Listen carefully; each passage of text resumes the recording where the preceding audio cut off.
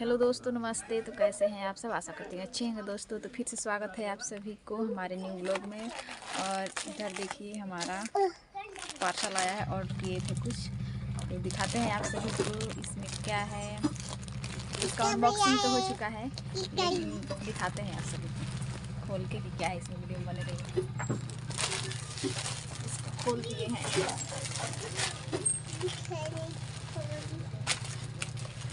देखिए, देख के तो समझ गए होंगे कि क्या है। मम्मी मम्मी मम्मी ये रहा साड़ी। इस पे रील्स बनाना है हमको, तो मंगाए हैं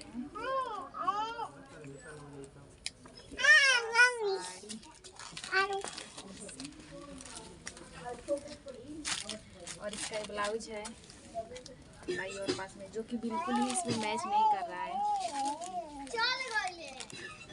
देख सकते हैं बिल्कुल मैच नहीं कर रहा है, एकदम सफ़ेद है और थोड़ा गोल्डन है। लेकिन ऐसे सिएंगे, इसको सिलाई करेंगे और पीस बनेगा इसको। कैसा लगा वीडियो और मेरा साड़ी कमेंट में बताइए। बाय।